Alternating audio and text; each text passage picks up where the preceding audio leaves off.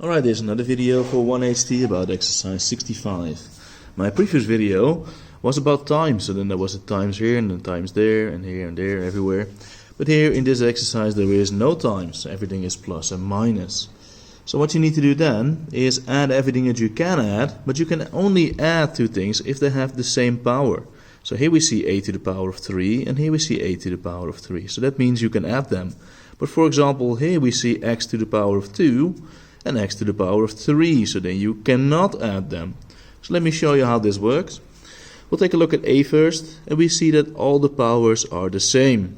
So we can just take a look at the normal numbers and do 2 minus 5, that's minus 3. Minus 3 plus 7 is 4, so the answer is 4a to the power of 3. Now when you add these things, the power doesn't change. Just like earlier, remember, if you did 2a plus 5a, the answer was just 7a. So this didn't become a squared or something else. When you add them, the power stays the same. When you multiply them, for example, a to the power of 3 times a to the power of 3, with times it changes, but with plus it does not. Going to exercise 65b, here we see x squared, here we see x squared, but here we see x to the power of 3. So this one we cannot add, but these two we can. Minus 1x squared minus 2x squared will be minus 3x squared plus 3x to the power of 3. Yeah, because you can't add them. So this is it. Right? Simplify means make smaller, and this is a bit smaller than that. So then you're done. Let's take a look at the next exercise. Here I see p to the power of 4, and here also p to the power of 4.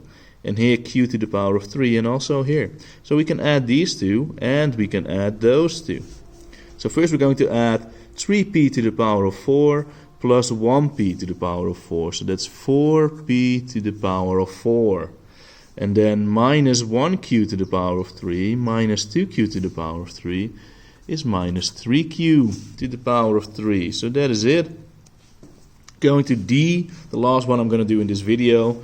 Here we see m to the power of 3, here we see to the power of 5, so you can't add them. But this one you can add to that one. And here we see m4, so these two we can't add. So we're going to add this and that. So 4m to the power of 3 minus 4m to the power of 3, so that's 0. So you have no m to the power of 3. So the answer is minus 3m to the power of 5, because this one we couldn't add to anything, plus m to the power of 4, because those powers are different, so you can't do anything with it. So thank you for watching.